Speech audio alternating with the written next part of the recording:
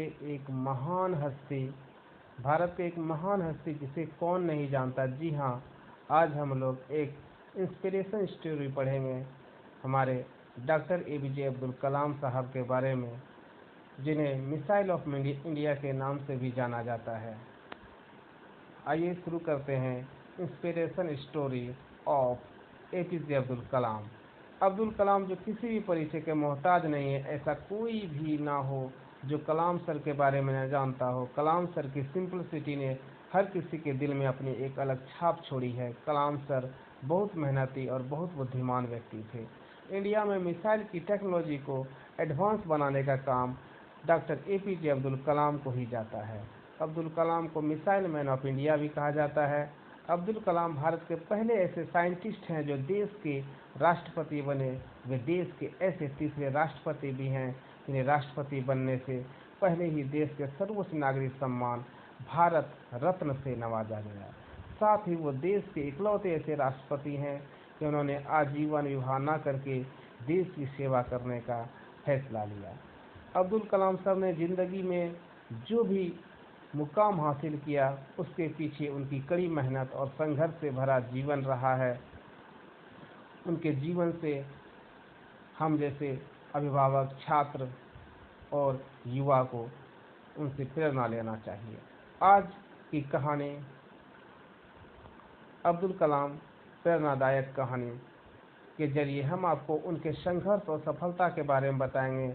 Abdul Kalam sir की जीवनी हर युवा और विद्यार्थियों के लिए प्रेरणा का स्रोत है।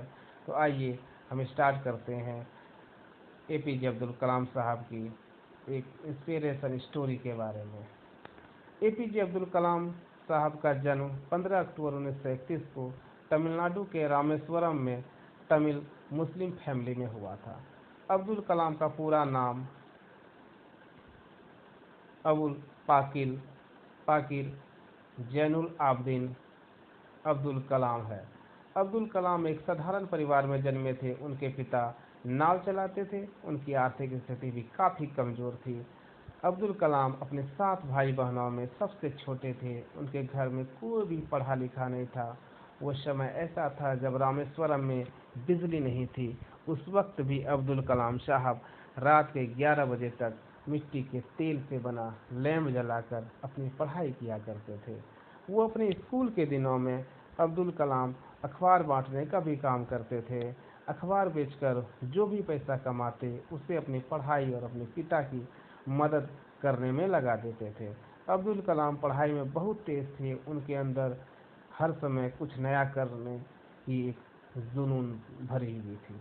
अब्दुल कलाम जब 5वीं क्लास में पढ़ते थे तब उनके साइंस टीचर शिवा सुब्रमण्यम लॉयर क्लास में बच्चों को बता रहे थे कि किस तरह पक्षी हवा में उड़ान भरते हैं, लेकिन बच्चों को वो बात समझ नहीं आ रही थी। इसलिए उनके टीचर छुट्टी होने के बाद सभी बच्चों को समुद्र के किनारे उड़ते हुए पक्षियों को दिखाने ले गए। बच्चों को पक्षियों के उड़ने का साइंस समझाया और यही पक्षियों के उड़ने की यही बात अब्दुल कलाम के माइंड में घर कर गई और उसी दिन उन्होंने डिसाइड किया कि वो भी अपना कैरियर उड़ान के क्षेत्र में ही बनाएंगे। अब्दुल कलाम ने अपनी पढ़ाई रामनाथपुरम स्वचर मैट्रिकुलेशन स्कूल से पूरी की और उसके बाद में उन्होंने फिजिक्स में ग्रेजुएशन की डिग्री सेंट जोसेफ कॉलेज से ले ली। इसके बाद अब्दुल कलाम ने स्कॉलरशिप के जरिए Madras institute of technology MIT से एरोनॉटिक्स इंजीनियरिंग का कोर्स पूरा किया। 1958 में अब्दुल कलाम DRDO में शामिल हो गए और उस दौरान उन्होंने सेना के लिए एक हेलीकॉप्टर का डिजाइन तैयार कर दिया। DRDO में रोज एक जैसे रूटीन वर्क से अब्दुल कलाम उब गए थे। 1962 में वो भारतीय अंतरिक्ष अनुसंधान संगठन इसरो से जुड़ गए। शुरू में उन्होंने उनके निर्देशन में उपग्रह प्रक्षेपण कार्य की शुरुआत हुई और यह शुरुआत तब रंग लाई जब जुलाई 1980 में इसरो ने रोहिणी उपग्रह को पृथ्वी की कक्षा में स्थापित करने का कारनामा कर दिखाया। कलाम ने भारत को रक्षा के क्षेत्र में आत्मनिर्भर बनाने के लिए रक्षा मंत्री के तत्कालिक वैज्ञानिक सलाहकार डॉक्टर VS अरुणाचलम के मार्गदर्शन में integrated guided missile development programme की शुरुआत की। इस योजना के अंतर्गत भारत ने त्रिशूल, पृथ्वी, आकाश, नाग, अग्नि और ब्रह्मोस जैसी मिसाइलें विकसित की और इंडिया को विकसित देशों की कतार में लाकर खड़ा कर दिया।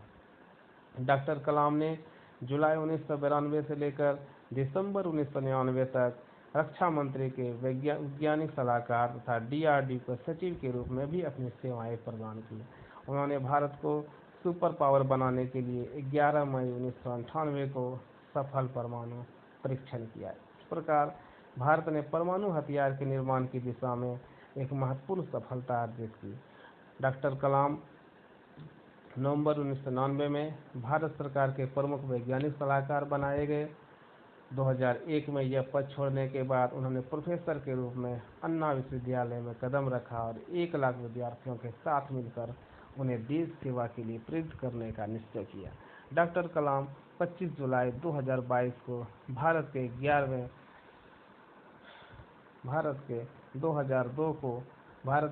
11वें राष्ट्रपति के रूप में निर्वाचित हुए। वो 25 जुलाई 2007 तक इस पद पर बने रहे।